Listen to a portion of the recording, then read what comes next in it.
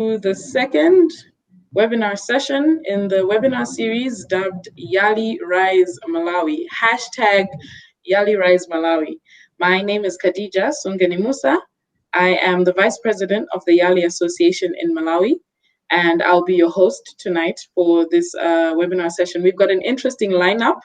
Tonight, we have someone who's going to talk to us about pitching, someone who's going to talk to us about writing grants, applying for grants, and someone who's going to talk to us about volunteering, as well as somebody who's going to talk to us. My name is Khadija Sungeni Musa. I am the Vice President of the YALI Association in Malawi, and I'll be your host tonight for this webinar session. We've got an interesting lineup. Tonight, we have someone who's going to talk to us about pitching, someone who's going to talk to us about writing grants, applying for grants. Okay. And the last person is going to talk to us.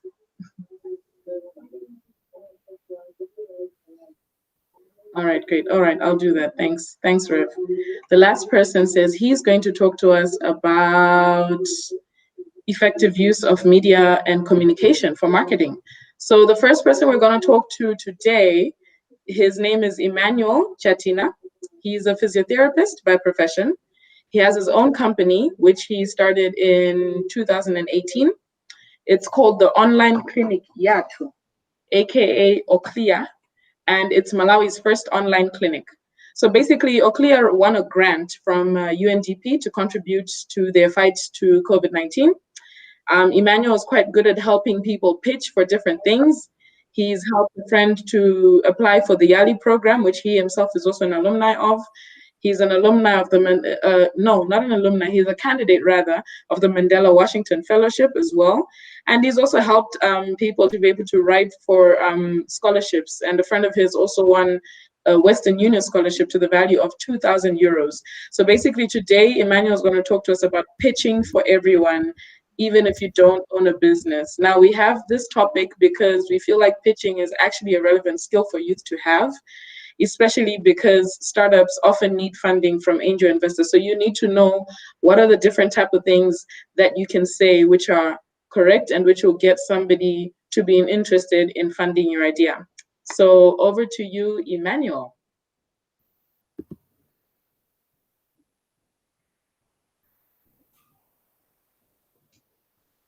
Good evening, everyone.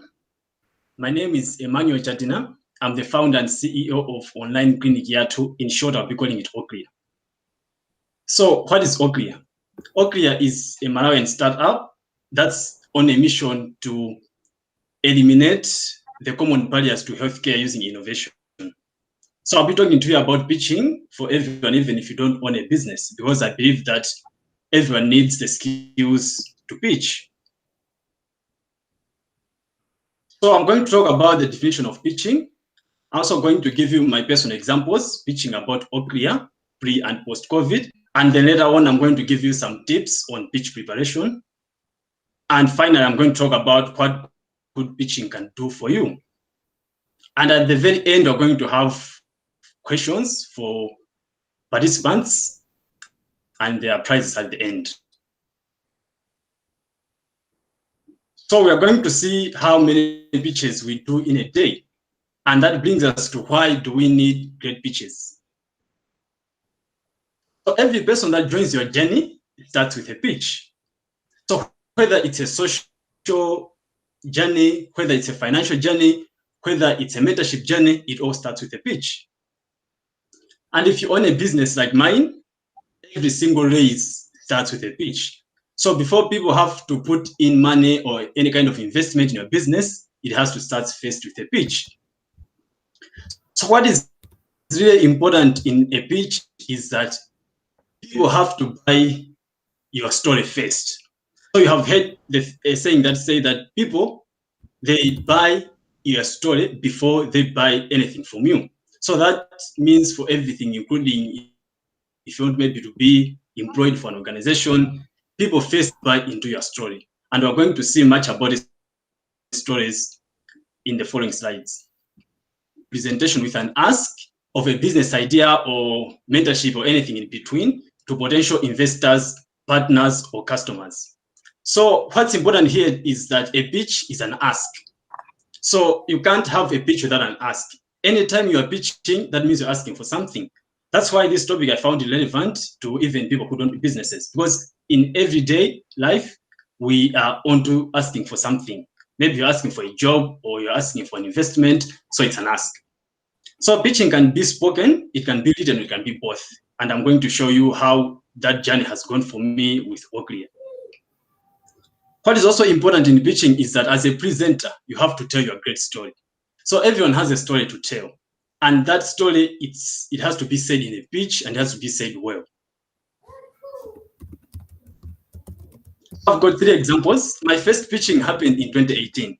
In 2018, I was pitching at MHub, and Oclear was one of the 6 businesses that were selected to pitch again in Nairobi. So I pitched in Nairobi in 2018, and in 2019, I pitched again the City Stars event, and Oclear was also a business that was chosen as the winner in that competition. And later on, I pitched again in Johannesburg, South Africa in 2019. What I want to tell you from these 3 examples is that the ask changed depending on the audience. So in 2018, the way I pitched about Oclear, it was kind of different in the way I pitched in 2019 because the audience was different.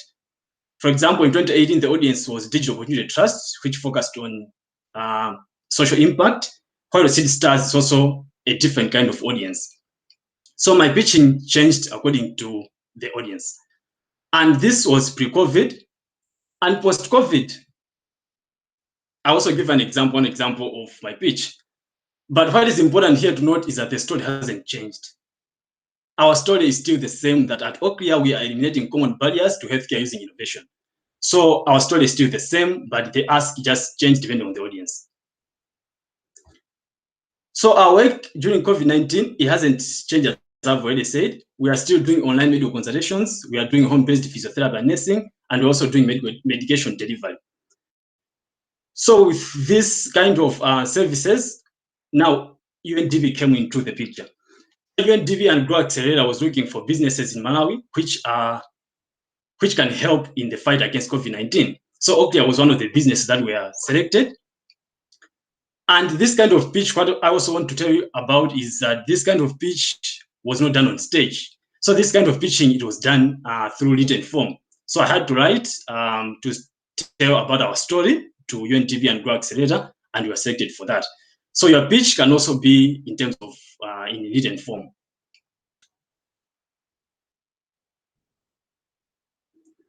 So I have come up with 3 challenges and solutions with pitching from my own personal experience. One of the things which I've come across is how you say it. So you can have an idea, what you want to do, but it depends on how you say it. So if you don't say it in a clear way or in a concise way, people are not going to buy your story.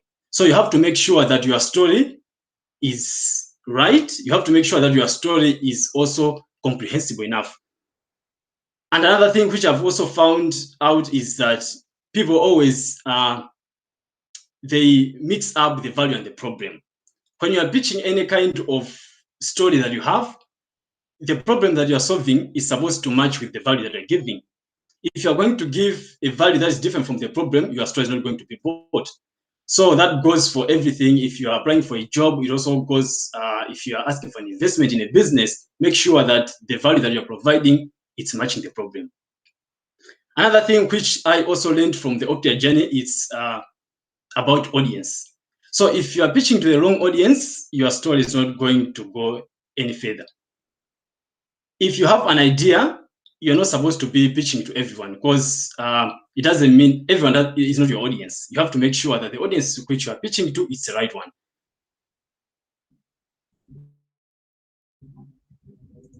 I'm going to give you some tips on pitch preparation. So the first one is to define your business model. So this kind of statement also applies even to people who don't own businesses, and I'm going to explain why. When you are defining your business model, you have to talk about your what, your why, and your how. So out of these 3 things, the most important is the why. As I've already talked about, that people are buying into your story. So they are buying into your why. Your why is that thing which is very important. So why are you doing what you want to do? As the youth in this call, why do you want to do what you want to do? So if you get a clear answer on why you are doing that thing, people are going to buy into that very easily. So the why is the most important. And you also have to do your research. So the story that you are giving to people, you have to connect it with the statistics.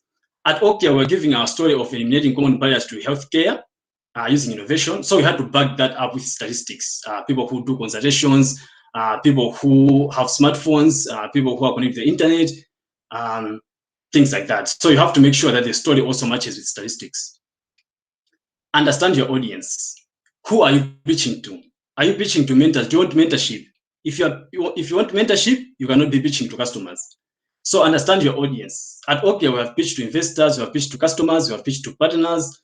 So make sure that you understand your audience and what do they want. Because a pitch also, it's not just about you, it's also about them. So make sure that you balance that up.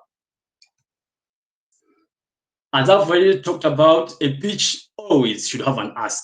So make sure that you have a strong call to action. Make sure that you say what you want after people listen to your pitch. And finally, I have to practice, practice, and practice.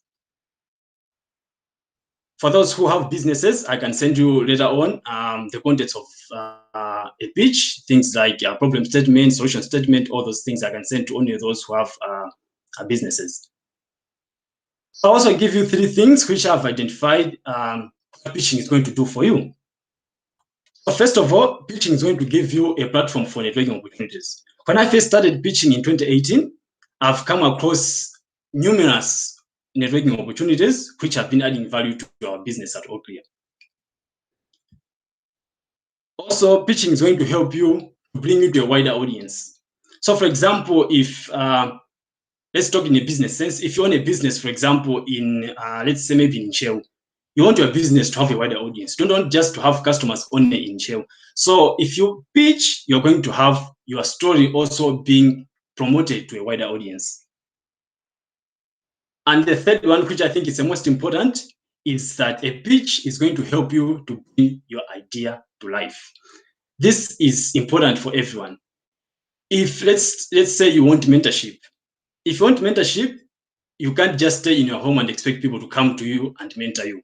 You are supposed to say your story. You are supposed to pitch what you want. So if you pitch it correctly, people are going to get you on board. So your idea is going to come to life. If it's an idea, for example, of a business, it's going to come to life. If it's an idea, any idea you can think of, it needs to start with a pitch. So after you have learned the skills of pitching well, understanding your audience, it's going to later on help you to bring your idea to life. If it's a business idea, for example, at Okia in 2018, it was just a business idea, but now we have a business. It's all because of pitching. And this brings me to the end of my presentation, and I'm going to turn on to the competition. For the competition, I've got 3 questions, and we'll start with the first one, which is, what one thing should a pitch always have?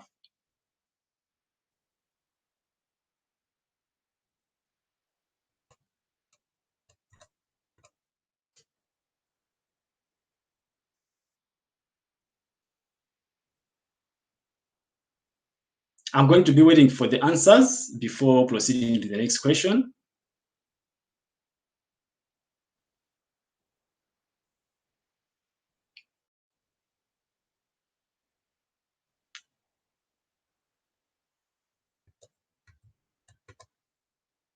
Yeah, so a pitch should always have an ask. If you're pitching, you're supposed to have a strong call to action. If you're going to ask for anything, make sure that you have that kind of ask anyways. So don't just, because I've seen it also in a number of ways where people are, let's say it's a business pitch, they're just going to present their financials, present their market segment, but they don't have a strong call to action. What do you want the people to do for you? So that is very important in a pitch. Make sure that you know exactly what you want them to do for you. If, for example, do you want an introduction? Do you want mentorship? Do you want skills? Or do you want an investment? So make sure that you have that. The second question is, what is the most important aspect of a pitch as a presenter? I'm going to wait for a little bit.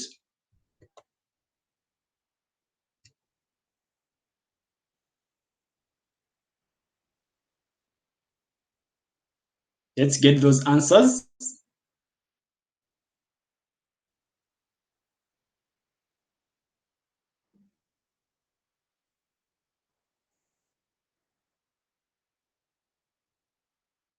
I'll wait for 30 seconds for answers to question number 2. What is the most important aspect of a pitch as a presenter?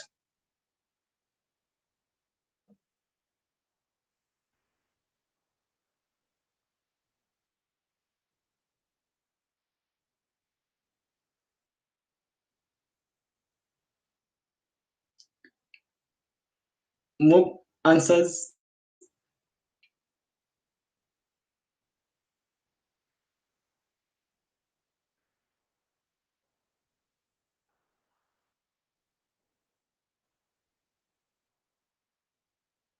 Still waiting for more answers before we go to question number 3. What is the most important aspect of a pitch as a presenter?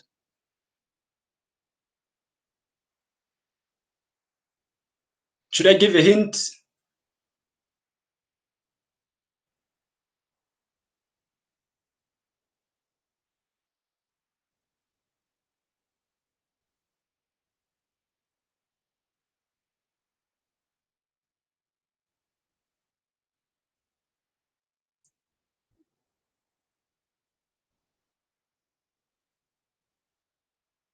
Okay, so I think from the 30 more seconds, the last 30 seconds, then we're going to give it to the closest answer.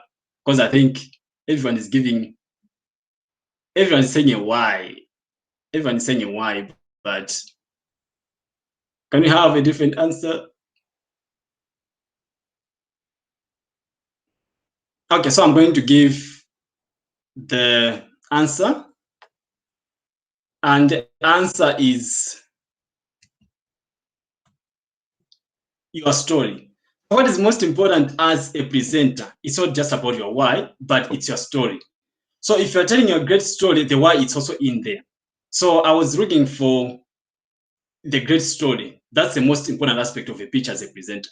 If you're telling it to people, you have to, everything you're saying in a pitch, you have to connect it or marry it together with a great story. So what's your story like? For example, at Oaklear, we have like things which we identified in the healthcare which people are facing. For example, staying on a queue for a long period of time. So what kind of story do you have as a presenter? Make sure that you connect that one together with the statistics, because eventually you're going to say your why in the story. So the most important aspect there is your great story, because every pitch also must have a story. If you're just saying the figures, you're just saying the statistics only, that's not enough. So you have to tell your great story. Question number 3 is mention 3 things. So you have to say all the 3 things in the presentation, which will help you prepare for a perfect pitch. So the winner is going to get the 3 things at once. Don't say 1, 2, just say them at once. And I'll be waiting for the next 30 seconds.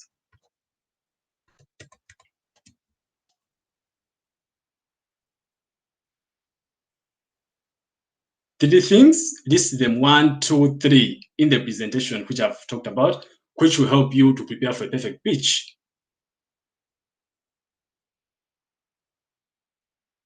Let's get those answers, guys. Time is running out. 3 things which will help you prepare for a perfect pitch.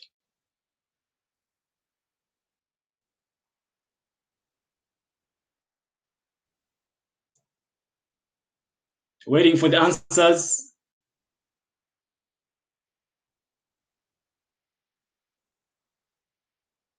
Come on, guys.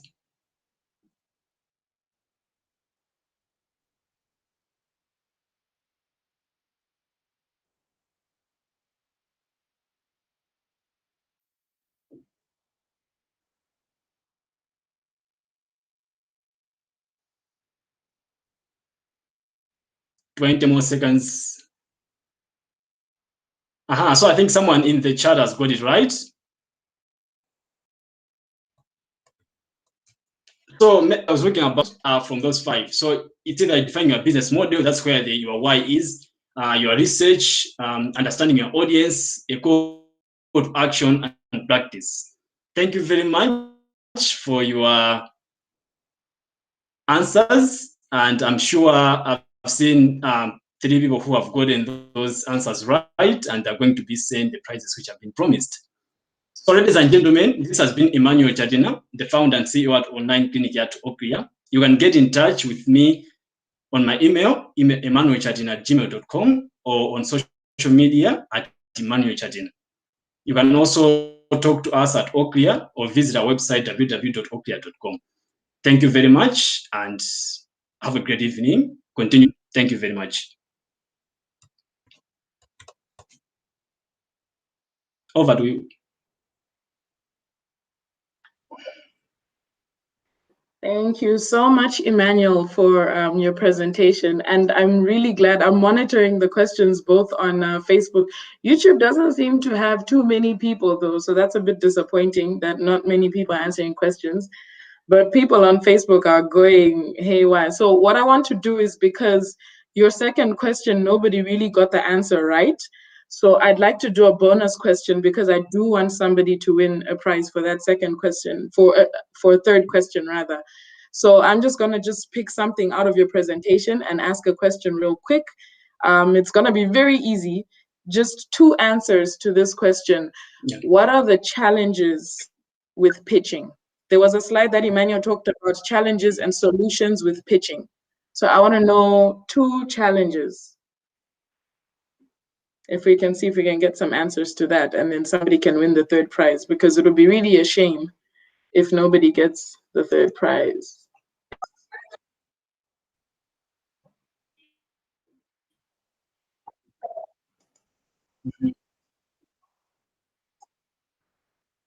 Anyone know 2 challenges? Just 2. Yeah. Someone says wrong audience and wrong why. Another person says how you say it and wrong audience. The correct answer is actually how you say it and wrong audience. He had 3 things: how you say it, the value and the problem, wrong audience. So that one goes to Manuel da Silva. Thanks. Okay, at least the third person has answered the question and won a prize. So now the next thing that I want to do is ask if anybody in the audience has any questions with regard to Emmanuel's presentation. We're going to do a quick question and answer session. If anybody has any questions that they'd like to ask Emmanuel, any comments that you'd like to make about his presentation, please do make a comment, whether it's on Facebook or on YouTube, depending on wherever it is that you've joined through. Let us know if you have any questions that Emmanuel can answer before we move on to the next presenter. I think I'll give it about 1 minute, and we'll see if we have any questions. But so far, please do note, we are keeping note of whoever is on the call and whoever's participating. So remember, our first 15 participants get a 1 gigabyte bundle, data bundle. So make sure you're interacting, because we're going to be checking, hey? We're going to be checking who was commenting, who was there, who made noise. That's also very important. You should also like our Facebook page. You should like our Twitter page.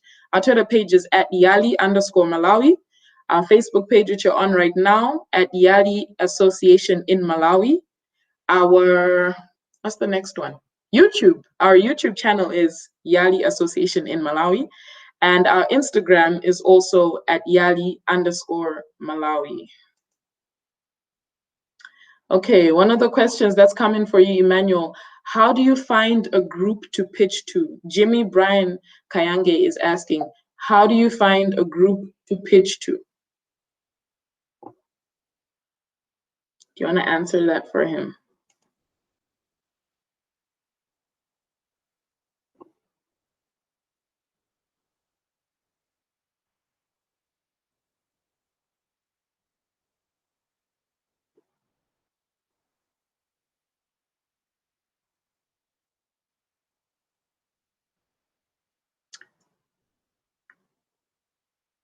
Emmanuel, are you still with us? Yes, no? I think you are.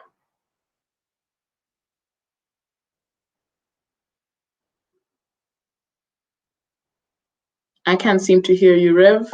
Is Emmanuel unmute. Can you unmute him, please?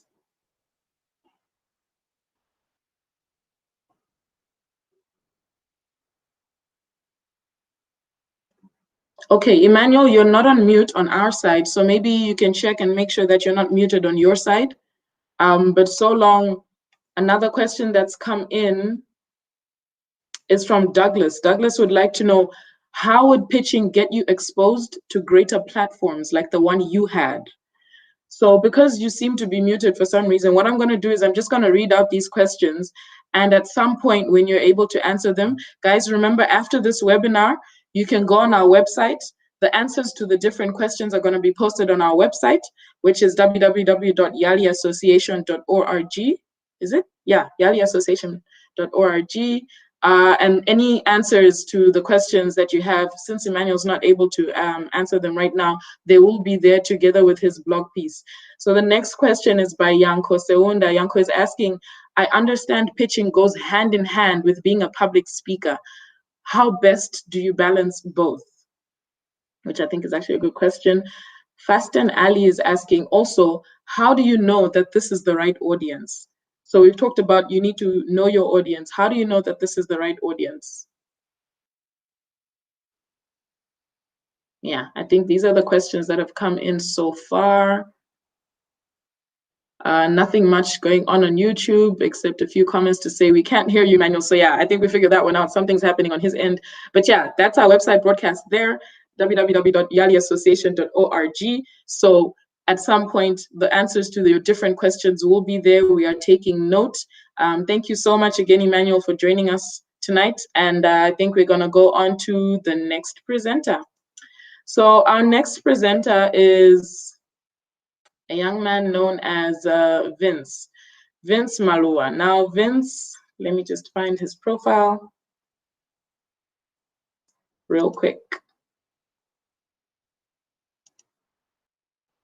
Great, okay.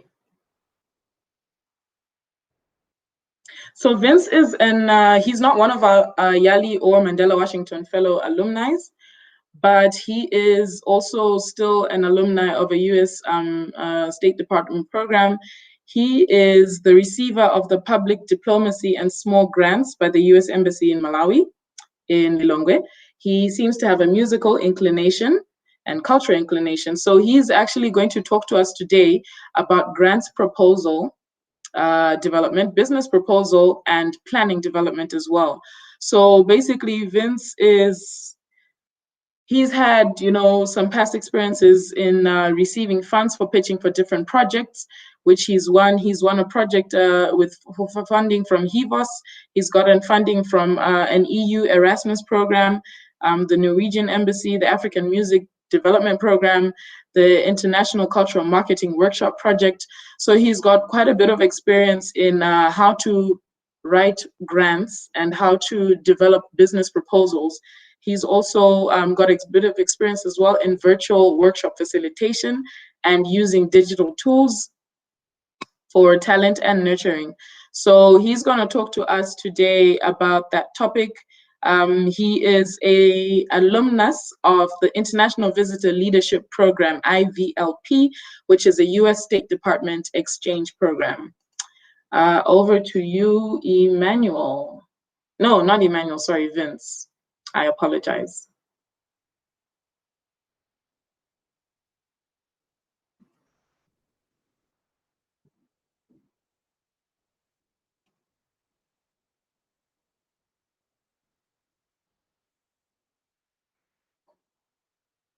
Okay, this is Vince.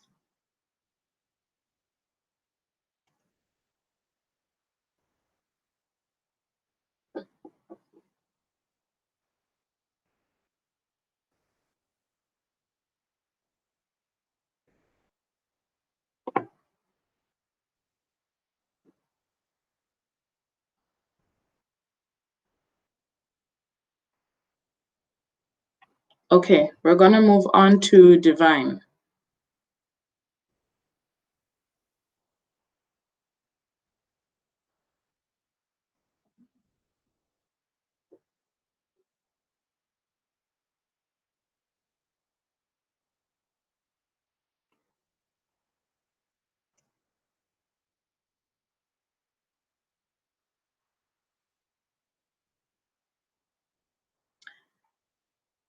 So let me just introduce Divine real quick then, since we're going to talk about her for now. So Divine is Divine Irazoke. She is a Burundian national. She is living in Malawi as a refugee. She's a YALI alumni of the Regional Leadership Center in East Africa, but she's based here in Malawi. She's a child and youth parliament mentor under Plan Malawi International. She's also the founder and director of a startup youth organization working in Dzaleka refugee camp known as Dzaleka Youth in Action. So this initiative has been working in Dzaleka refugee camp to help the most vulnerable in the community, especially during these times of COVID-19. So we're gonna beam Divine's presentation now, and yeah, over to you, Divine.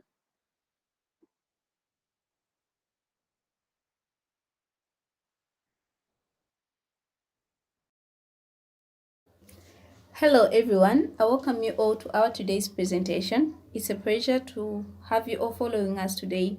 My name is Divine Ilakoze, a YALI Legion Leadership Center East Africa alumni.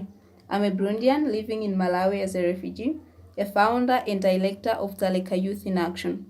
I'll take you straight to our today's topic, and that's when you get to understand more about the Dzaleka Youth in Action and the refugee camp itself. Plus, why am I taking you through the topics of volunteering and community engagement? I'll then kindly urge you all to be active and participate, for I'm sure that after this, something will probably change and you add something on your skills and what you're doing in your communities. Plus, let's not forget that our today's theme is securing the bag in 2021. Someone may be asking a question, how are we securing the bag? Through volunteering and community engagement. Don't worry, this is why we are here today, and we'll help each other.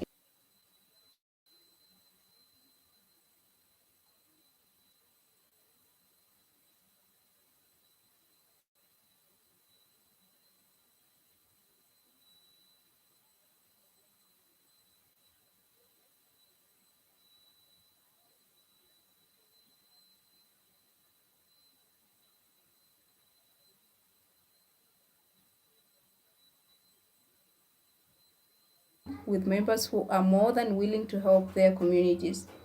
It's a group of young people working together to help their community, doing it voluntarily without anything in return, but rather giving out.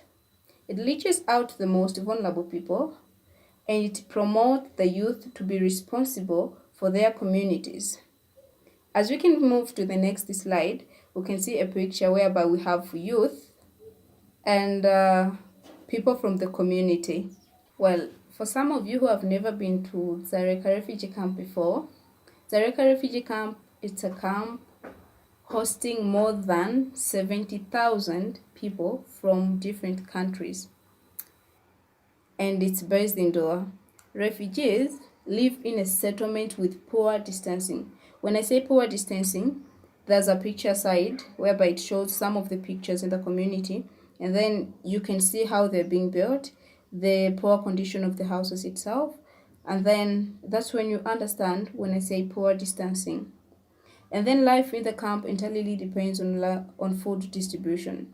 Majority depends on offer from WFP, and that's World Food Program.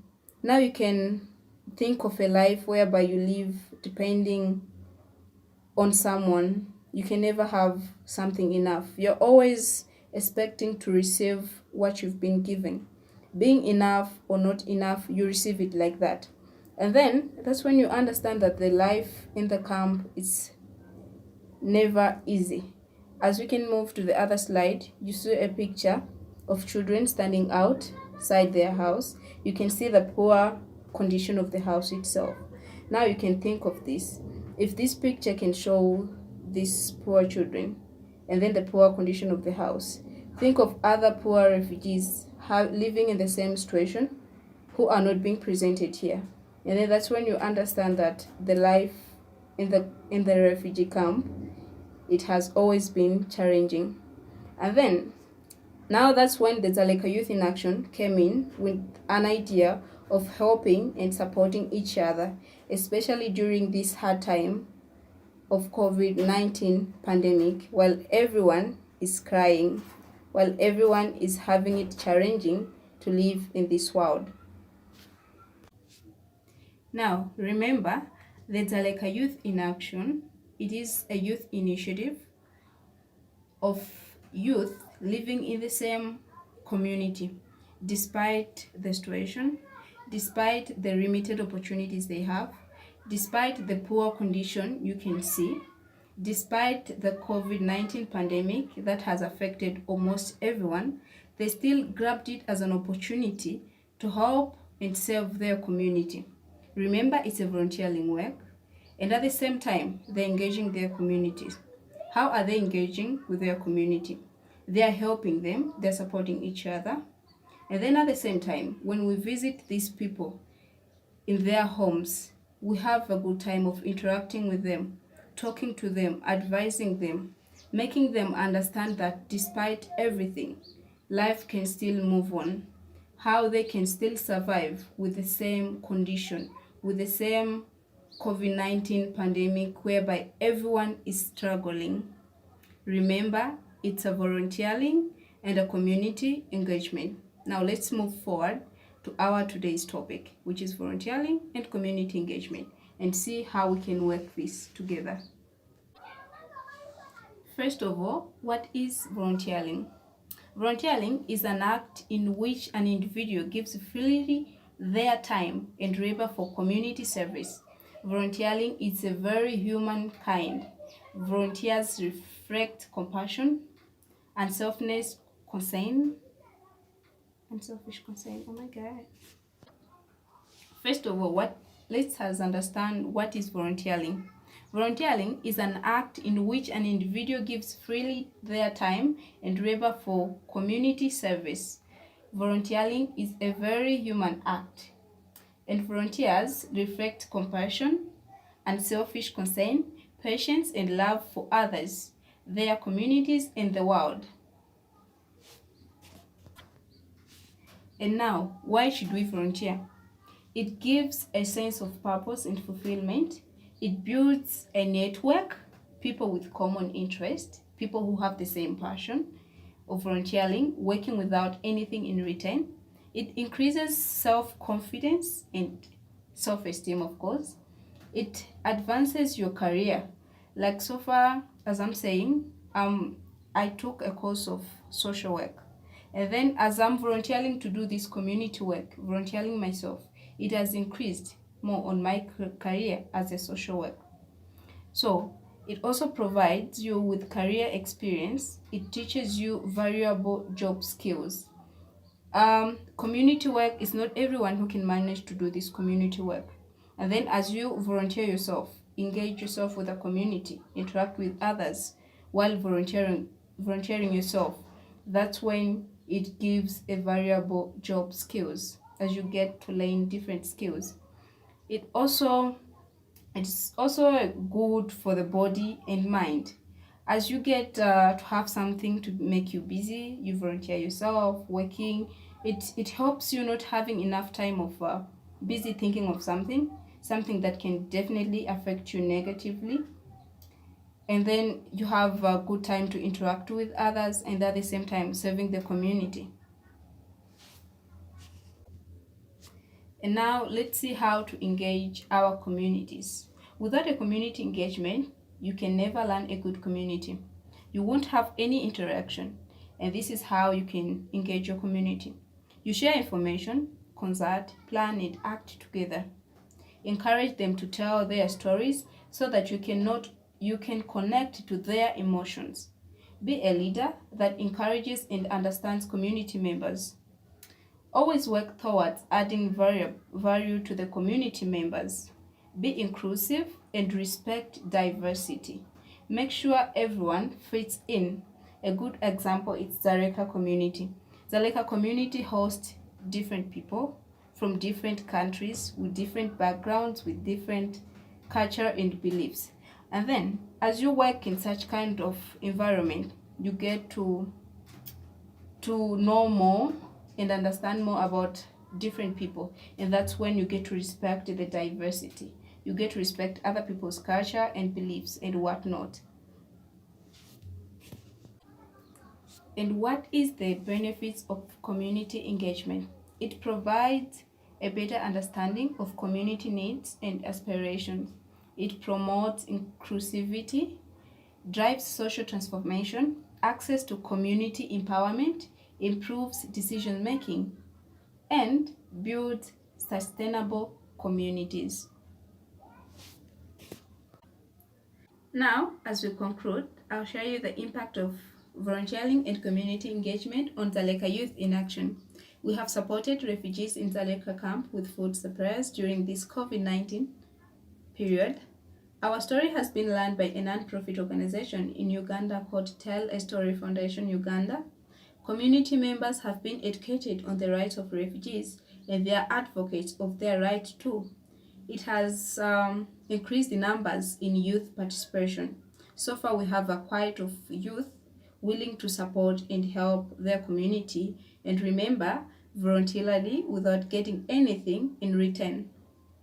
Now, connecting the story of the Leka youth in action plus our topics of today, which is volunteering and community engagement, you can be asking yourself that, well, if youth refugees are able to do this, who am I?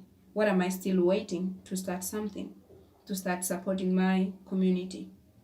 Despite, as I mentioned earlier, despite everything, despite the limited opportunities they have, they still grabbed it as an opportunity to support each other. And now that's when we can pick it from there to be a lesson and be like, if they are able to do this, I can still also help my community. I can still start volunteering myself and do some community engagement. Thank you. If you may have any question, the floor is open for questions. You can ask, and if you would love to know more about us, the next slide we have our contact details. You can reach to us. Thank you so much for being here with us.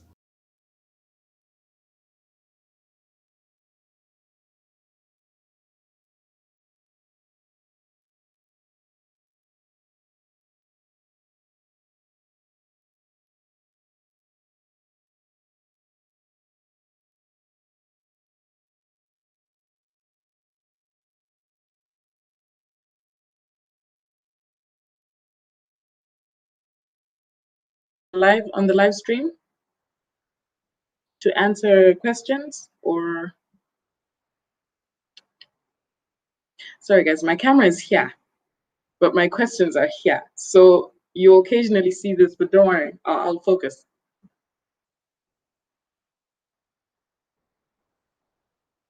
Divine so long, someone says, that's encouraging, Divine, keep it up. That's from Mandela Piri. Annalise Pemba says, volunteerism is the key. Nice presentation, Divine. Love and power to you, girl. James Namaria also says, this is powerful. Noreen tells you it's a great job that you're doing. Fastin also says, this is great, Divine. So those are some of the questions that are coming in. What I'm going to do is I'm going to ask some of Divine's questions from her presentation, and let's start having answers pour in. She has asked, the first question is, how can one become a good volunteer? Let's see if we can get in some answers on that. How can one become a good volunteer? She has given me 1, 2, 3, 4 answers. So I want to see if somebody can at least give me 2 of those.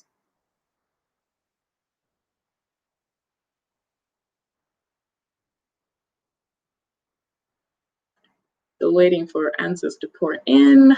How can one be a good volunteer?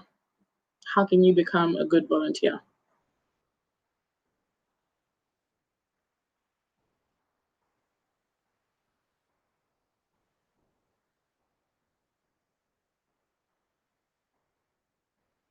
So far, just one answer. Come on, guys. I'm pretty sure this is easy. I'm sure of it.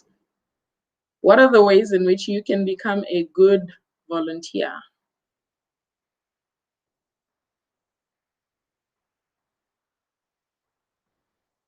should have passion and love to serve others.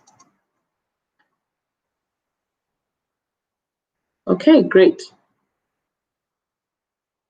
A part of supplying people with the basic needs, what prompted you into teaching about refugees and human rights? Okay, that's more of a question. James's answer says, being passionate to serve without looking to be paid. Yes, that is the answer to that question. So Divine said good communication, commitment, empathy, respect for others, passion to serve. Yeah. Okay, my next question will be, how can you choose volunteering as an opportunity? How can you choose volunteering as an opportunity?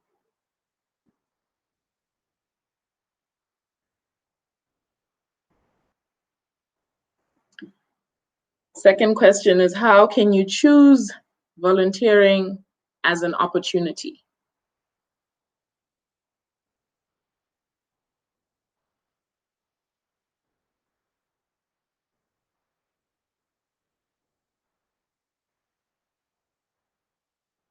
Okay, so far I just see one answer. Let me check if we have anything on YouTube.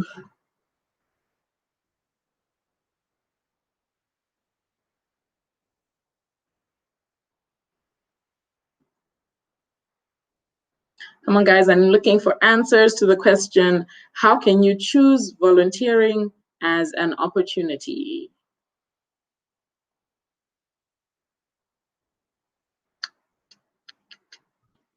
How do you make volunteering an opportunity for yourself?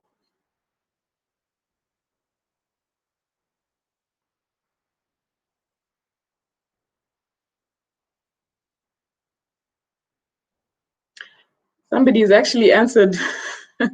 It's like you knew. No, okay. The first answer, understanding your community, the people, the culture, and their values. I think that was actually an answer to the first question. So how can you choose volunteering as an opportunity? The first answer that came in, no, that's not correct, unfortunately.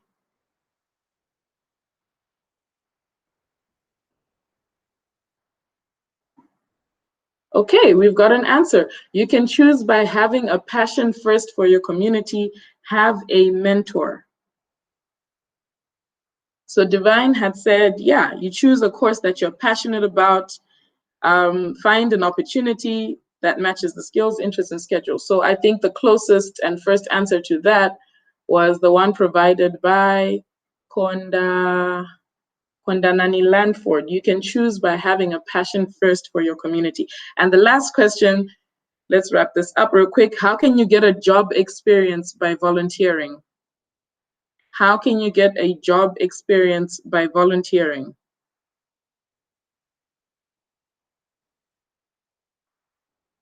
How can you get a job experience by volunteering?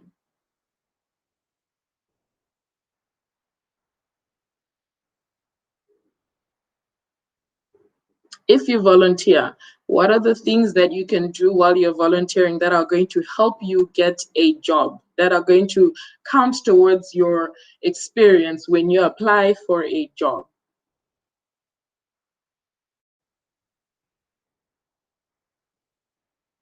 What will volunteering teach you, basically, in your job? I know you said it advances your career, yeah, but how? In what way will it help advance your career?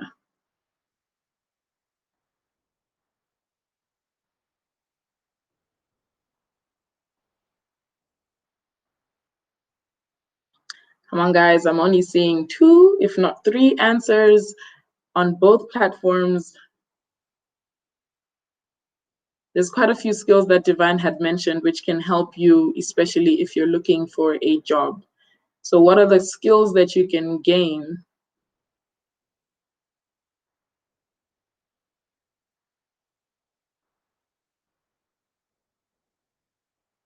by volunteering?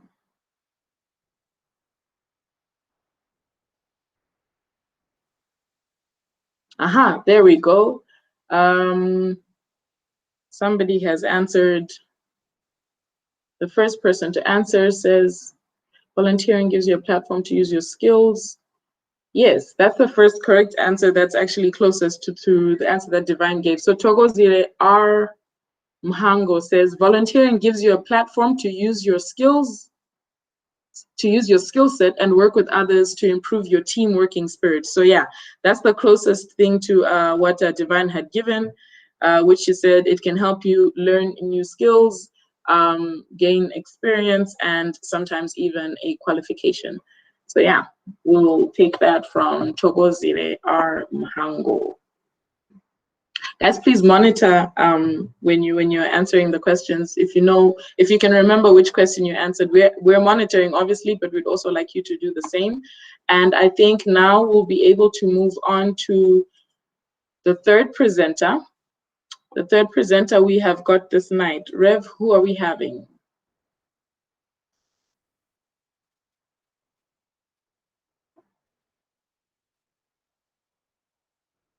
Okay, our third presenter is Vincent Malua. Rev, can you unshare my screen so I can pull up his presentation?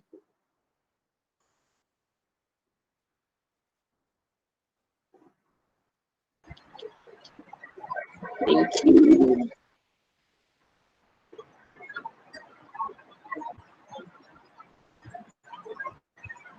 Okay.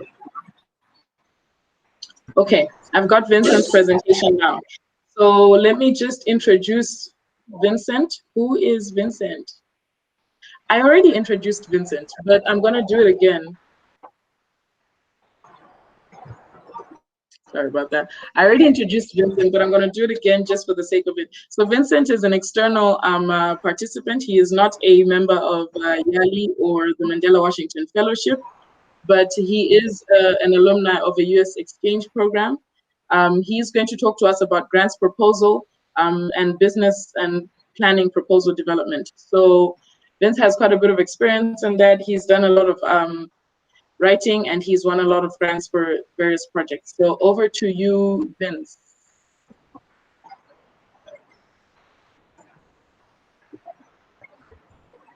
Thank you very much, Khadija.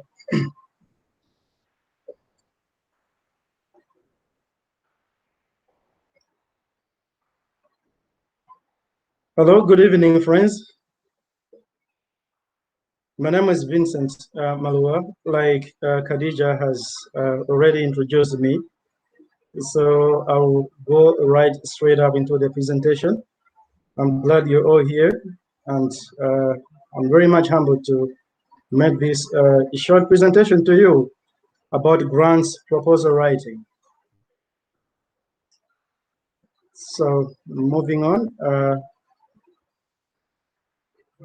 A proposal is more like a written job interview, more than a journal article. As much as one prepares to go to an interview to be picked, this is the very same way one should prepare and thoroughly to prepare a grant proposal. Actually, anyone can do it as long as they follow what is supposed to be done.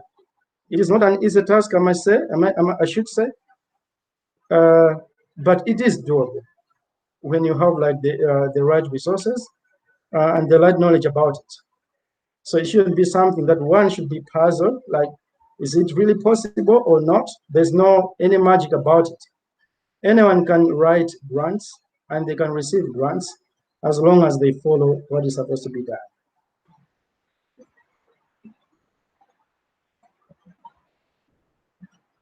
So what should you do before you start preparing your grants proposal? We're living in hard times right now. The whole world is under crisis. We're living in a period where Corona has taken off that luxury or that that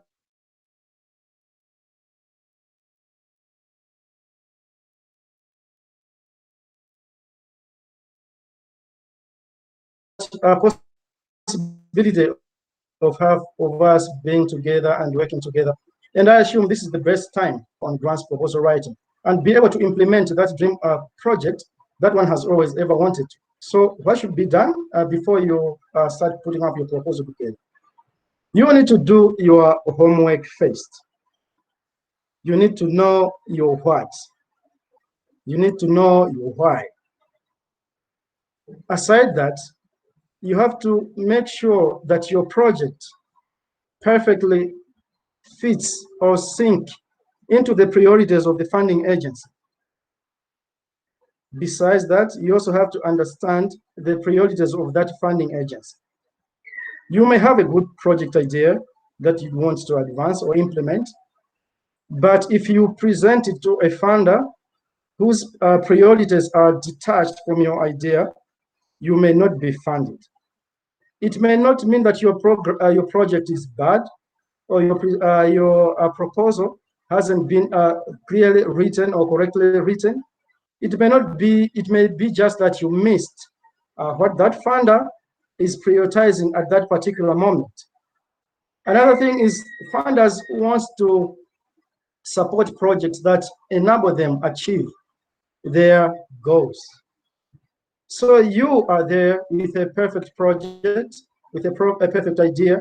If that is in sync with what the funder is all about in a particular time, that should be a perfect way to go. You should present it to the right audience. Moving on. After doing all those researches, your homework, understanding the funders that you want to approach, because they're in different categories.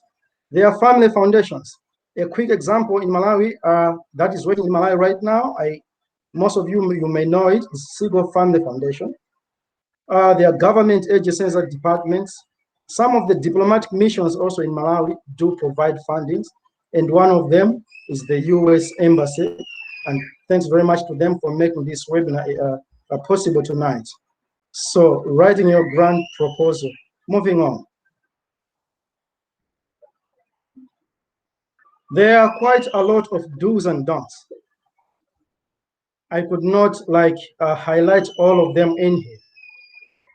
But some of the do's and don'ts that you should consider when putting up your grant proposal. The do's, you should follow the guidelines from the grant maker.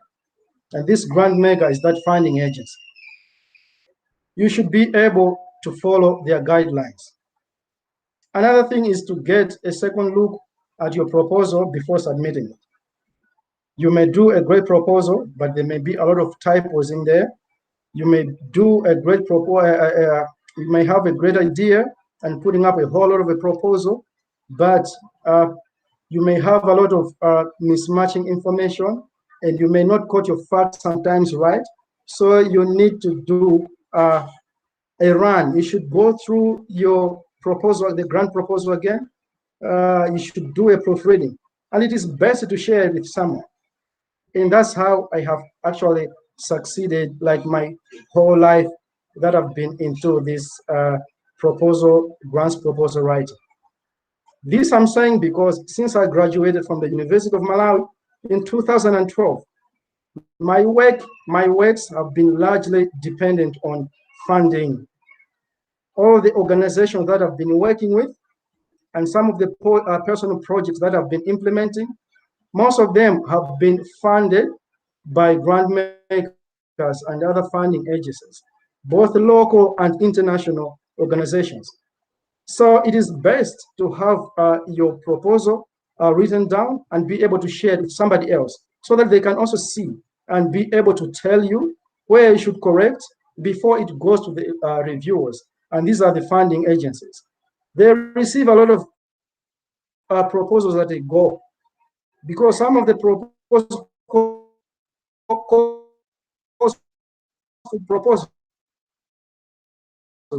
they come on a rolling basis.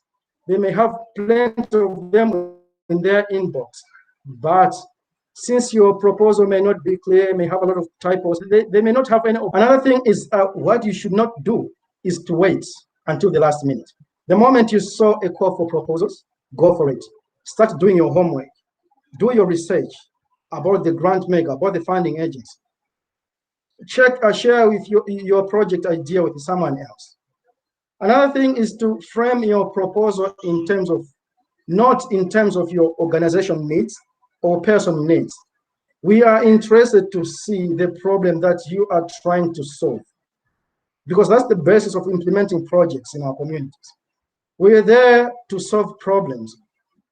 We could either provide a service that would solve problems. So that should be a basis. You should not come in the frame first, but the proposal itself and the project that you intend to solve, that should be the basis of your project. The next slide, please.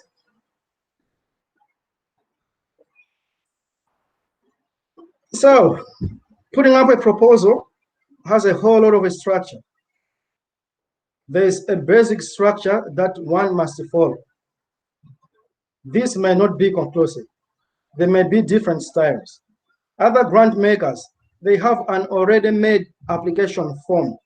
You only have to fill in your details. But those details or questions that may be there, they may also follow a certain or a particular pattern that, according to the grant maker, deems appropriate according to their goals and priorities. But all in all, there is a basic structure. And I'll share with you this basic structure right here. One, you have to do an executive summary. In this executive summary, you have to highlight the important aspects of the proposal clearly, succinctly, and include the type of funds that you're requesting. We should be able to grasp what the proposal is all about. That's one. Two, which may not be like a whole lot of a completed and comprehensive background, but you really need to know it, is the organization background. If it is a person venturing into a personal project, then it should be their personal backgrounds. It should be their CV in terms of grant making or proposal or projects implementation. So you have to describe in-depth qualification of yourself or your applying organization. The very most important, the thing which we are all interested, or the funding agency is interested, is the problem that you're trying to solve in your community or elsewhere. And this is the problem statement. This is an argument, basically, that has to favor the reason why you should implement the project. Basically that. There is a problem and you want to solve it. And you have to explain it clearly so that the funding agents or whosoever is responsible to help you implement the project should know what you really are doing through that project.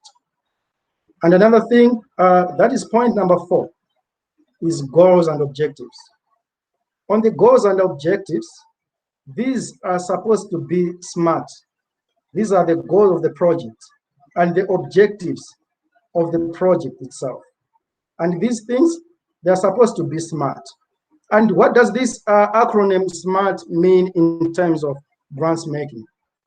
It basically means this objective should be specific, it should be measurable, achievable, relevant, and time-bound.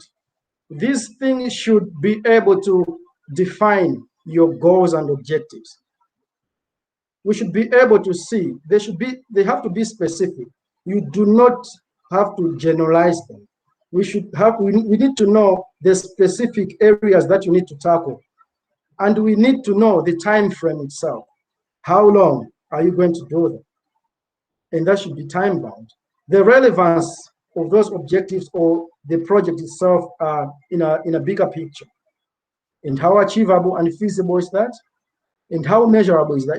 Are you going to be able to measure the successes or the milestones that you set yourself to achieve at the close of the project? Because every project has a lifespan and it has to end anyway. But of course, their impact has to be felt, even when the funding agency is no longer in the picture. And even if when you, the implementing organization, you are no longer in the picture anywhere, but there should be that impact that should be felt by the beneficiaries of those projects.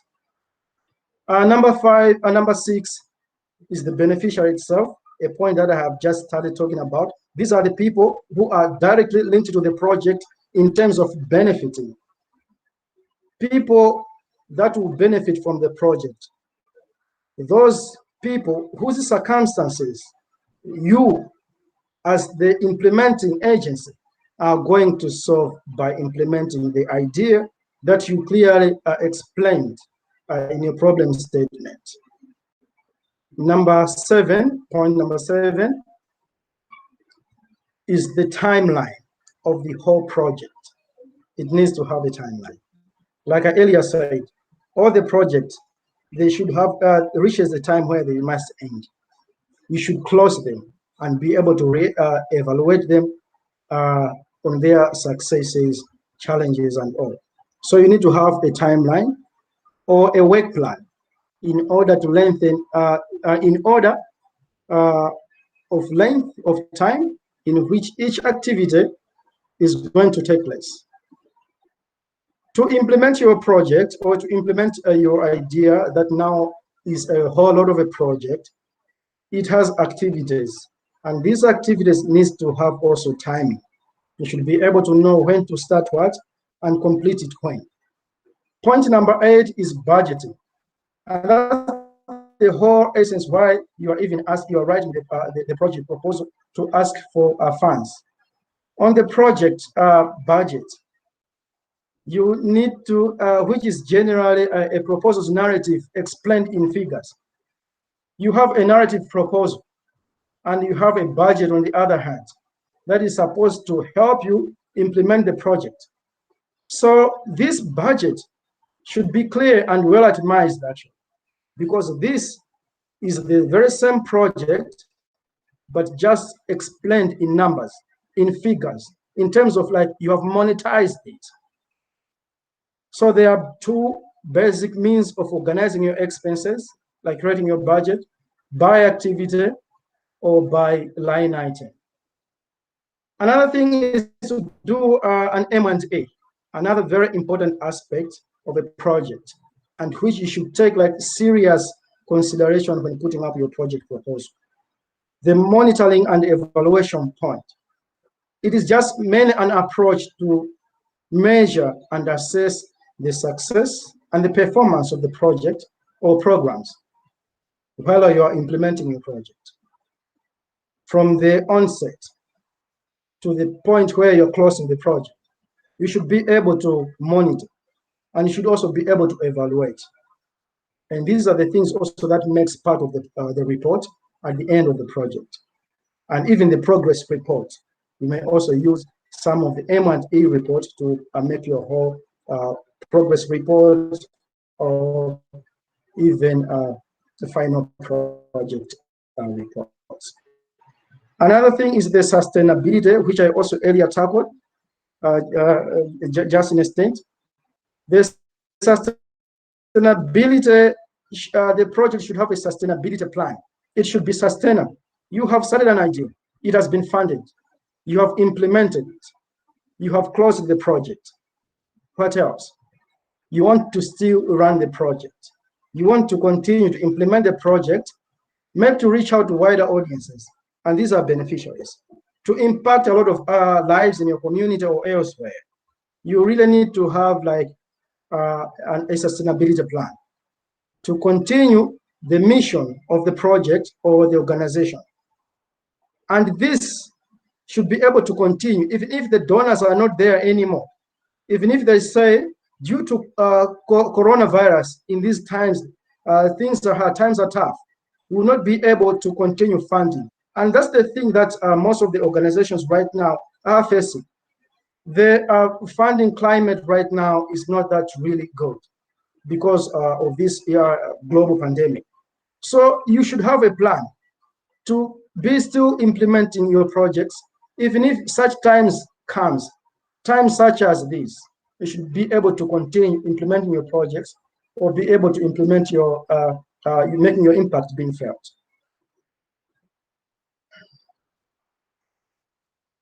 Moving on.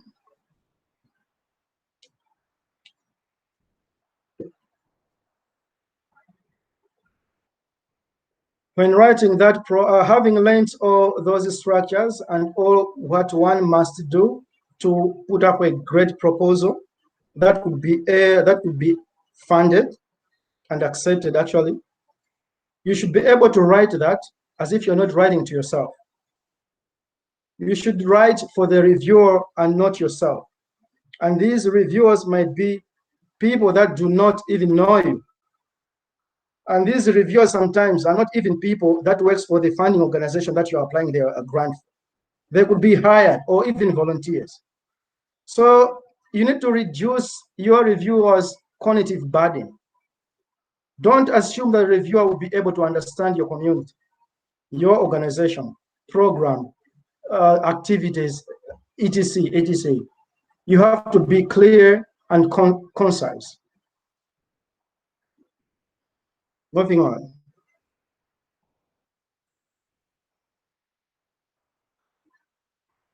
Having put up all that proposal, having gone through a rigorous process, there is always a yes, sometimes a no. I assume that most of us listening to this presentation right now, we have ever written our proposals. Some of them have been funded and some of them not. If you are one of the people that your proposals have been turned down, I will tell you to try again. Try again and continue to try again, even if it's to the very same funding agency. Sometimes the proposals are not funded just because you did not prioritize what the funding agency wanted or is all about according to a particular time, like I earlier said in the first place. You may be able to send the very same proposal in a certain time and it could be funded. So I would ask you to try again. It doesn't get the funding you need, try again and don't despair. Don't give up. Keep on trying. It has been my story. That has been the story of my life. Since 2012, since I've been writing, some of my proposals have been accepted, some of them not. But that wasn't the reason enough for me to stop writing. I continued and I kept getting on those acceptance or getting those grants. One of the recent grants I got was last year by American government through their public affairs small grants. So this is where I would stop for a moment and just to do a check if we are together and able to follow. I have one quick question for you. I want you to answer this question because YALI Malawi has some good giveaways tonight. There's data bundles, cards, branded YALI, golf shirts, and all. My first question tonight, what's the basic structure of a grant proposal?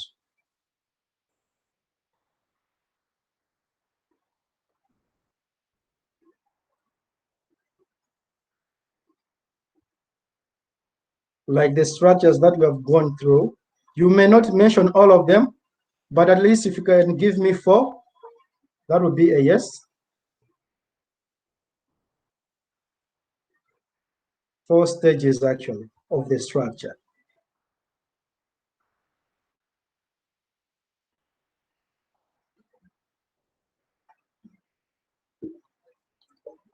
Wow, there you got it. YALI Malawi is monitoring and will be able to reach out to you and grant that promised giveaway to you. We'll go to question number 2.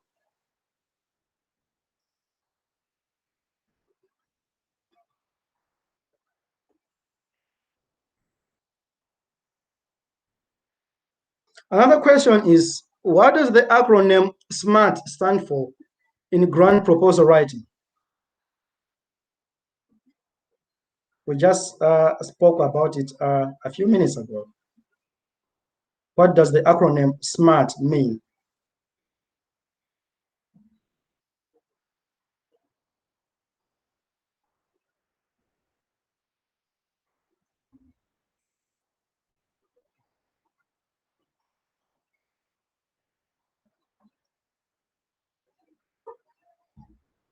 30 seconds to get that question right.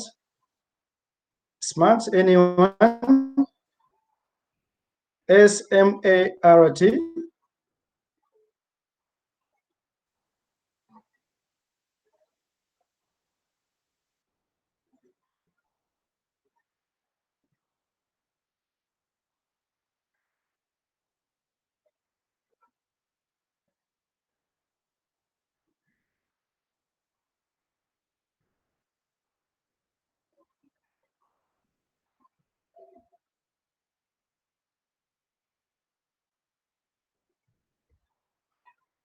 Well, no one. SMART. There you have it. I see fast and early,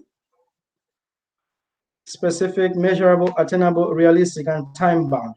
I'll move on to question number 3 and the last one.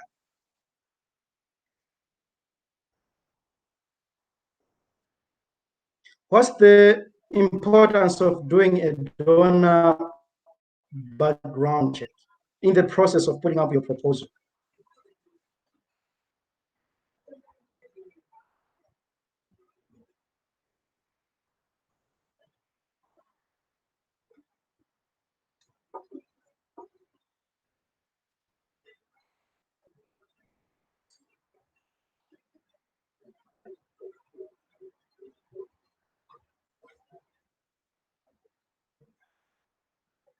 There is need to do a background check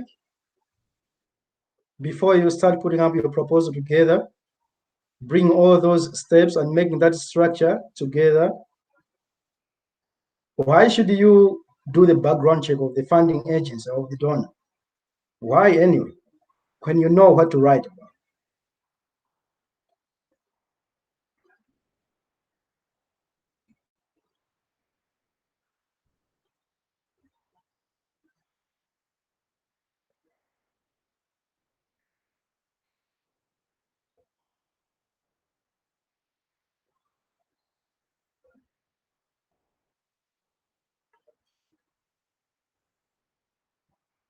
Anyone? Thanks very much for all those answers. Keep them coming. You may just walk away tonight with 1 GB of volume tonight. A YALI blended gobshet.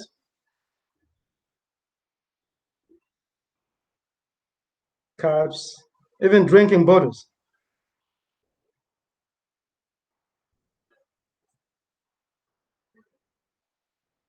There you have it. I see those all those answers. It means people were following and were able to understand. My appreciations to all of you for all those answers. At this time, I'll entertain questions. If any of you has any question for me before I go, I'll be happy and glad to answer those.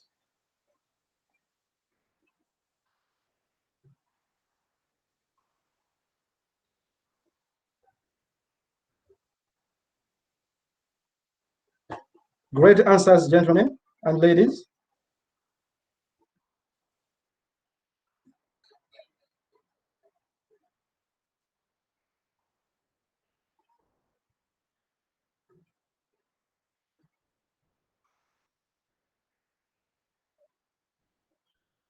Great, awesome. I like those answers. Thank you very much, everyone. I'll move on to questions from you now.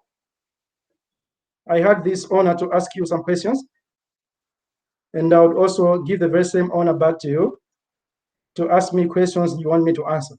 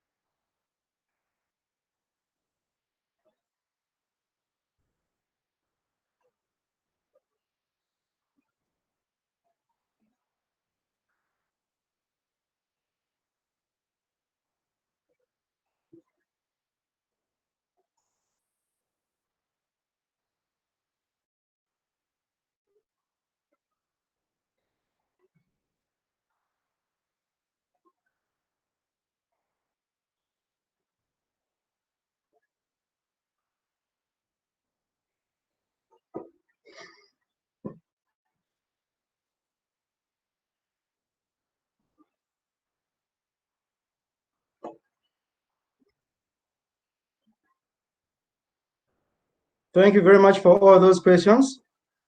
Friends, Khadija, you could guide there, you could beam which questions?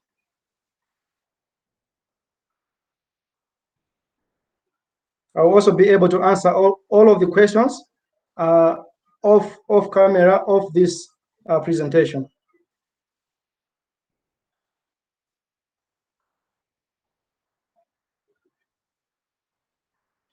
There is a question there from Joanna. Yes. Vincent, do you offer special help to someone struggling or needs help to write a grants proposal? Do I offer help? Sure, yes, I do. I do offer help. If you guys need help with that, I am available and I'll be able to help, or of course provide guidance. If you need technical guidance over that, I may be able to do just that.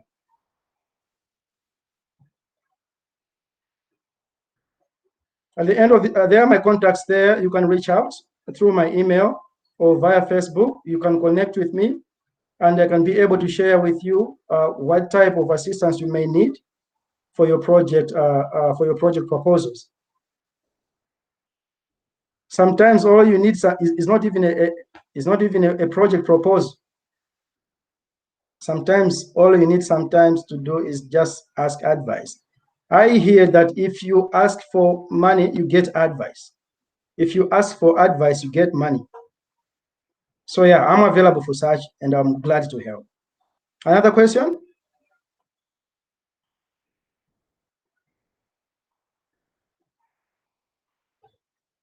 Another question, if there is any?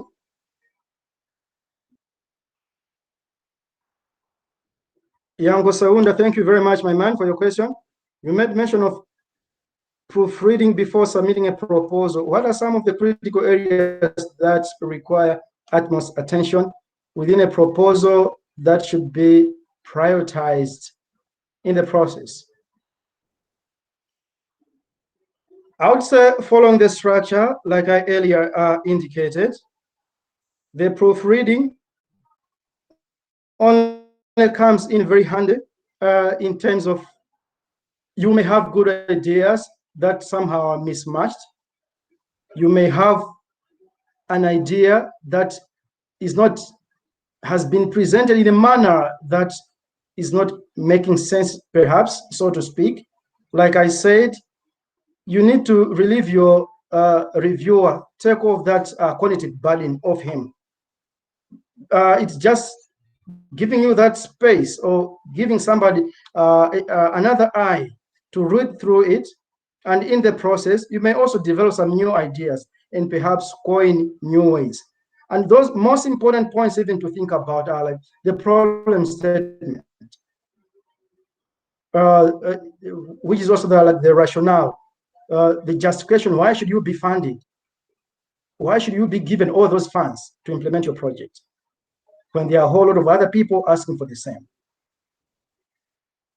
I will also, like I said, that I'll be able to help you off this series. I can help you offline. If you have any more questions that you want to send them through, you can use my email address there or my Facebook handle right there. Another question?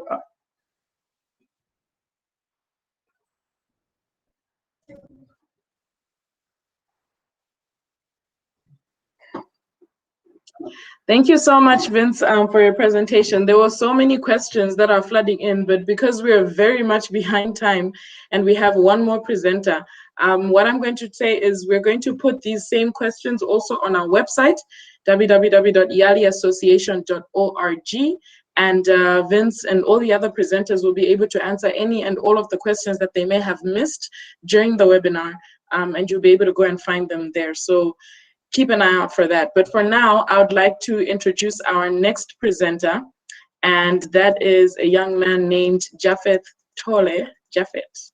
So Japhet is basically going to talk to us about media and communication for marketing. He has about 10 years worth of experience in this field, and he's basically going to talk about how you match your communication and marketing and use media skills in order to push your business or whatever it is that you are doing. So he is actually a YALI alumni as well. Thank you so much for joining us, Japhet. I'm going to hand it over to you now.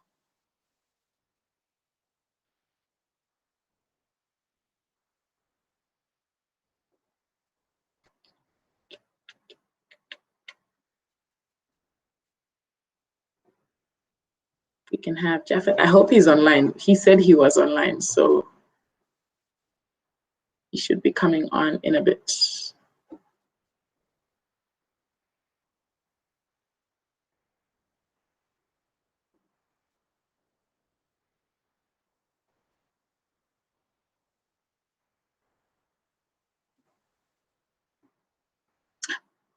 But so long. Thanks, guys, for all the participation. The amount of responses is actually quite overwhelming. So we have our whole team on standby. Everybody's trying to take note of what everyone is doing. Apart from just me showing here, there's a team of about 12 people in the background that are keeping track of everything that's going on. So thank you so much, guys. Thanks to the team. Thanks to the US Embassy for making this webinar series possible. We wouldn't have been able to do it without you. So basically, the hope for this webinar series is to empower youth during these COVID-19 times to see how it is that you can secure 2021. How do you secure the bag during this year? You know, 2020 caught us by surprise, but 2021, it's not going to do the same thing. So we're going to help you, help us help you also by taking part, by liking all our social media pages. Like I said, on Twitter at YALI_Malawi, on Instagram at YALI_Malawi, and Facebook and YouTube are both YALI Association in Malawi. Vince, I would like to show Japhet's presentation, if you can allow me to beam it. Thanks. Not Vince, sorry, Rev. You see, because we're talking to Vince just now. There we go. Hello, Japhet.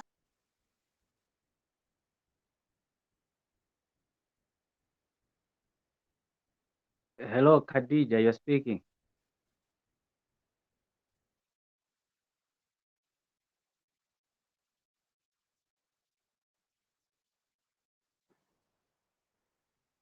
So Khadija, Hi, unfortunately, we lost Japhet. Okay. I think there might be a little difficult with the internet or something. Okay. He was on just now, like 2 seconds ago, before you. Oh, that's sad. Correct. We'll try to get him back. We'll try to get him back. But in the meantime, do also, yes, if you know that you want a prize, please, if you're watching on Facebook, write us an inbox so that you can alert us about who you are, where you are. If you're on YouTube, you can also do the same. I'm on both platforms, Khadija Sungeni Musa, so you can reach out on either of those so that we make sure that we don't miss you. We'd like to know who you are, where you are, if you are one of the people that won our prizes. Yeah. Do we have Japhet back?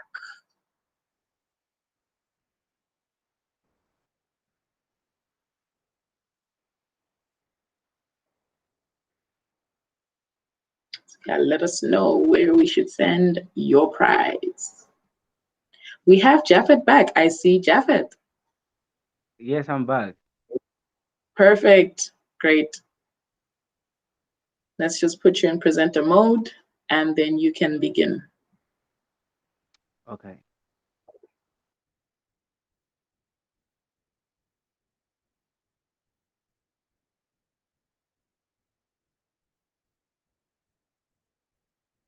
Thank you. I'm not sure if now I'm on presenter mode and I can have my presentation.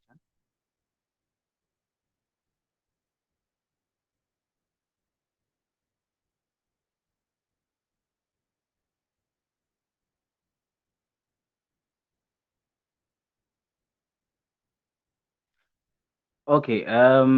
Thank you very much, Khadija. I'm still waiting for my presentation, but of course I can begin by just doing some introductions.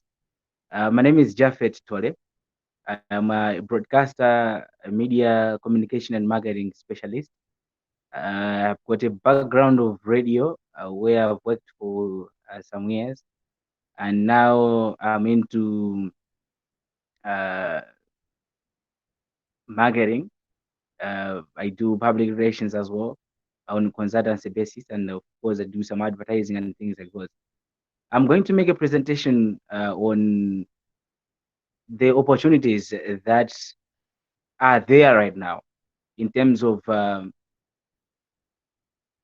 media, communication, and marketing. If you see what we are doing right now, amidst COVID-19, the pandemic, which we are in right now, there are so many things that we have to do as young people, as business people, as entrepreneurs, and things like those. Because if we are not doing the right thing, we'll find that our businesses will go down because of the pandemic. But the bigger point about it is that we are not going to be able to reach the audience that we want to reach. Now, what I'm going to focus on in this presentation is on the area of marketing. We as business people, we as entrepreneurs, what is available for us that we can explore in terms of marketing our products or our services? When we talk about marketing, we're talking about getting what we have or what we are selling to the audience, to the intended market that we have. I'm selling sugar. Who are my audience? Who is my customer? Now, how do I reach to those customers? So I'm going to focus on media and communication as it helps to take you to marketing or to find your customers, because marketing is where we are finding some modes, we are finding some channels, we are finding some strategies that can take us to having our product reach our customer. Now, we are saying in this particular scenario, what do we have to do amidst the pandemic, in the COVID-19 pandemic we are in? How do we make sure that our businesses still reach our customers? What is available as an opportunity? Now, we are saying for entrepreneurs or for young people that are venturing into different businesses, there are so many opportunities that are available in media and communication, where if you explore them better, you are going to even make more sales than you could have made without media and communication. Now, when we talk about media and communication, in media, we are looking at, for example, radio, right? We're looking at, for example, TV. We're looking at, for example, social media. We're looking at other channels that can take you to the people. So those are what we have inside media. I'm sorry for that. But now, when we are talking about communication, we are now talking about now having that particular customer or having that particular person that we are talking about as our market on board now, reaching them. How do we do that? Now, I'm going to focus particularly on today's world where we have got social media, we have got things that we are focusing on in social media, for example, WhatsApp. Now, for example, WhatsApp, you are a business person, you are selling maybe kaunjika, for example, as a business. Now, in the COVID-19, if you look at statistics or if you just check the figures, you'll find that since the beginning of COVID-19 up to today, like right now, this is February, we are now a year and a month inside the pandemic, which began in December 2019. Now, reaching this time, we have seen that it's almost a year and plus months. A lot of people have been using social media because of the lockdowns, where people have just been having their phones with them. They've been able to talk to their parents and relatives and everyone through WhatsApp and all those things. But now, if we have to talk about using the same social media or using the same WhatsApp, for example, as a mode of communication with your customer, how do we do that? Today, if you look at most of business people or most of the young entrepreneurs, they put, for example, memes on WhatsApp as a status. For example, I'm just going to give you that as an example. You put a meme, for example, as a WhatsApp status, and you check how many people have viewed that status. You find that it's over 100, for example, or over 200. Now, why don't you use that as a mode of communication with your customers. You are selling kaunjika, as I mentioned. Why don't you take a photo of a shoe that you have in the kaunjika, or a shirt that you have which is beautiful? Take a good photo of that and you put it as a WhatsApp status, and you tell people that I'm selling this 1,000 kwacha. Instead of having that meme go around, why don't you replace that with some kind of a business thing that will bring something to you? That's what we're talking about. That is an available opportunity for you inside the pandemic.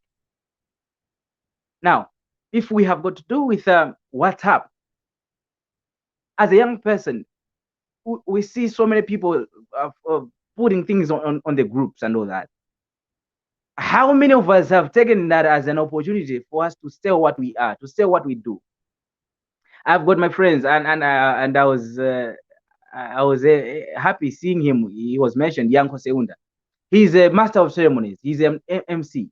Now, if you look at his status, for example, on WhatsApp, you find that he puts an artwork of him as an MC announcing what he is or putting it to the public and he has got so many people on his contacts. For example, 300 or 200 or 2,000 people on his contacts. Now, as in that phone book, and for example, 800 or example 300 are on WhatsApp, and he puts that as a status that I am MC. If you're looking for a master of ceremony, I'm available. And 300 people have seen that. You are saying that he has reached 300 people with that particular communication, which is going to be there for the next 24 hours. So in the next 24 hours, he keeps on announcing what he is to the public. So that is an available opportunity for you as a business person, as an entrepreneur. Moving away from that, we have got so many others. For example, radio. Many people inside the pandemic have been listening to radio to get news about COVID-19, to get updates and all those things. You have got community radio stations around right now. We have got national radio stations, like for those big radio stations. And today we are in a world where we have got so many community radio stations. And you are a young entrepreneur who is doing some business. Why don't you take your 6,000 or 10,000 and buy a slot on a radio station? And when you buy that slot, you know that you are going to reach to so many people, right? With 10,000 kwacha, you're going to reach so many people that are listening to radio or after news. You put that is an available opportunity for you. Inside the pandemic, you have got, in fact, an opportunity to get to as many customers or as many people as possible to get to know your product, to know your service. So this is an available opportunity inside the pandemic that we're talking about. So as a young person, what do we do? Now I'm going to look at in brief, because my time is already over right now. I'm going to look at something in brief. You can get to look at that in detail if you want to learn some things about that. It says we call it a 6-point planning, where we've got a situation analysis. In situation analysis, you look at what is surrounding you. What is the situation about your business? Is it working? If you look at 2018, where we didn't have COVID, if you look at 2017, where we didn't have COVID, how is your business doing right now if you compare to those times? You do an analysis of that situation. And inside the pandemic, as a situation that we are in, what is available? What is it that is happening to your business? That's inside the situation analysis. Then we move to objectives. You look at what you want to offer and how do you want to offer it. Now inside the situation that you have, the situation that you are in, what do we want to offer and how do we offer that, right? Then from there, we move on to other elements that are also very important. You look at media, for example. You want to get your product and service to the public. There is media available right now, a very huge base that you can use to market or to take your product to the customers and services that you have. How do you use the media? Then you have to also, based on how big your business is, if you are buying a slot in the newspaper, the daily newspapers that we have, you know, if you are buying a full page, it's a lot of money. If you're buying a half page, it's a bit lesser. But now for your business, are you able to buy that? You look into those available opportunities in the media. Or how do you have to access radio, for example, to market your products and services? That is available for you. And there are so many cheap radio stations. They have got, okay, not mentioning cheap as such, but there are so many radio stations depending on rates that you can afford to put your advert on the radio, and people get to know that. And today we have got websites, so many news websites around. Why don't you buy something there and you put your product and services, your marketing there, right? And you get to many people, because people today are reading news on the internet. Why don't we use that as a mode of communication with our customers? So that is also available for you. Moving on from that, you look at the budget. As an entrepreneur, you don't just do those things. You have to look at your budget, right? How much do you have? You can put, for example, 60,000 kwacha. For example, you want to put 60,000 kwacha in marketing, right? And communication with your customer. You choose from that. I'm going to use radio. What type of radio? Which radio? This radio. Website. Which website? This one, right? After doing your assessment of how many people listen to that radio or read that particular publication and all that, then you look into your budget. You put a budget to that. From there, you do your evaluation. For example, you give it a time frame of 2 months. That in 2 months, I'm going to be marketing my product and service to the customer. Then you can put that, right? You put that as a time frame. You check if this is February and you want to go up to June, for example, in the marketing. How about in June? You check now. How have my sales improved after I started doing my marketing and communication with my customers? Those are things that are available for us as young entrepreneurs, as business people inside the COVID-19 pandemic. So much as we can say that we're in crisis, but we are not really in crisis. It's just about how do we offer services to the customers and we make a lot of money. You can imagine, we have never bought a mask like for so many years back. Some of us have never used a mask, but now we are able to buy masks. A mask company is making a lot of money right now. Sanitizers, we never use sanitizers, most of us, but now those guys are making money. It is no longer a crisis to them. It's a moment of shining. What also can you do to create yourself a moment of shining inside the COVID-19 pandemic? I finished my presentation like that, but now I've got some questions, of course, which I can ask. I don't know, Khadija, is this time for the questions that I can put some questions as I'm concluding my presentation? I think you can put something there. You can give me direction if I have to put some questions to the people that are following right now.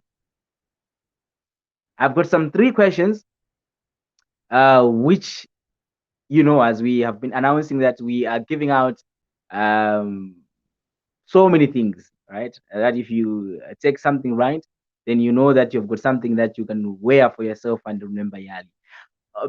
In fact, I am a Young African Leaders Initiative alumni for the Regional Leadership Center in South Africa. I went there in 2016 and I'm a cohort for alumni. My first question, I'm going to you right now, is what is a market mix? What is a market mix?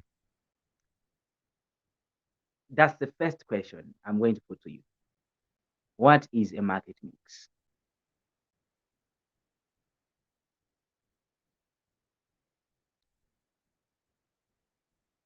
What is a market mix?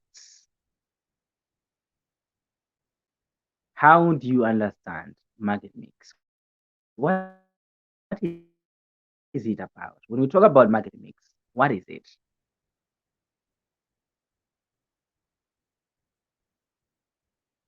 That's the first question. As you're thinking about the first question, I'm going to ask the second question. What is a media mix? What is a media mix? Media mix. So I'll be waiting for answers to those 2 questions that I've asked. Then I can go to the next question because time is already up and we have to be concluding. And I would like to hear from you. What do you understand by those things? What is a media mix? A media mix. And what is a market mix?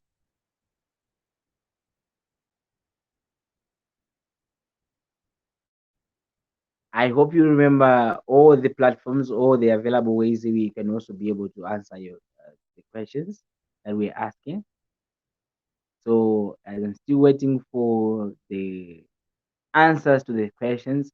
I asked the first question, what is a market mix? A market mix. And the second one, what is a media mix? What is a media mix?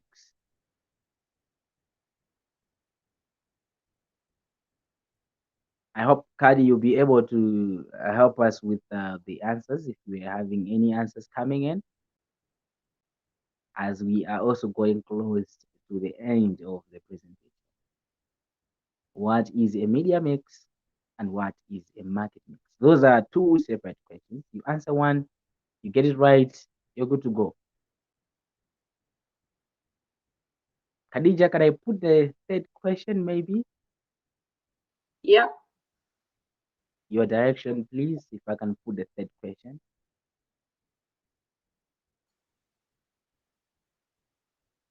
We're still waiting for the answers to the first two questions that I asked. What is a market mix? And then what is a media mix? Media mix. How do you understand that?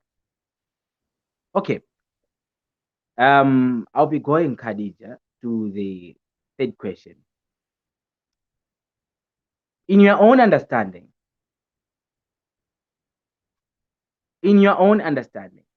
how do you think personality, your personality, for example, your personality can affect your business? How do you think your personality can affect your business? As you're answering that, you can put anyone.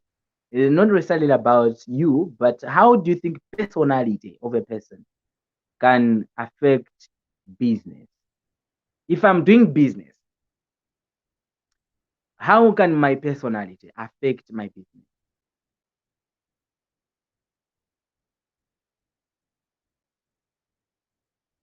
How can my personality affect my business? So back to the questions before I wrap up. I asked, what is a market mix? The first question. And the second question, I asked, what is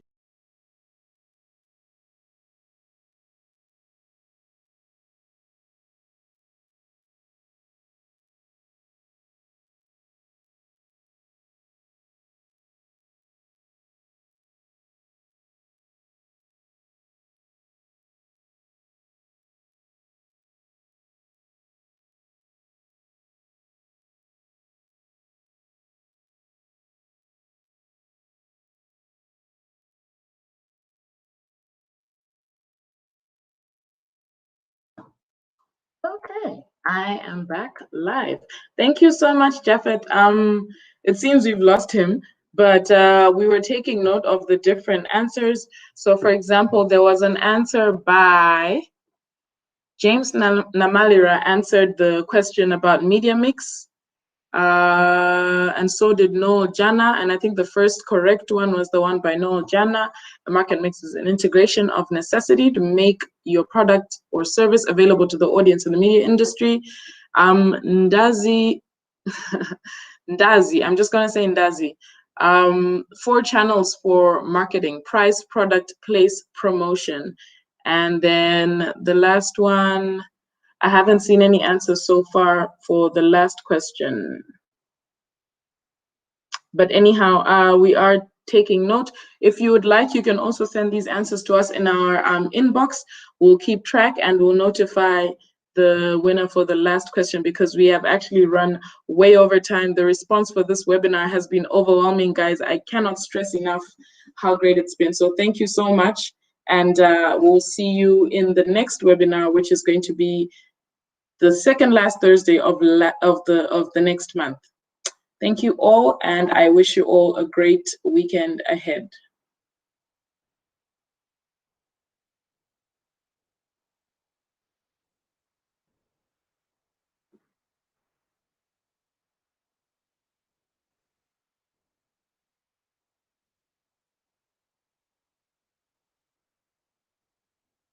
Mhm.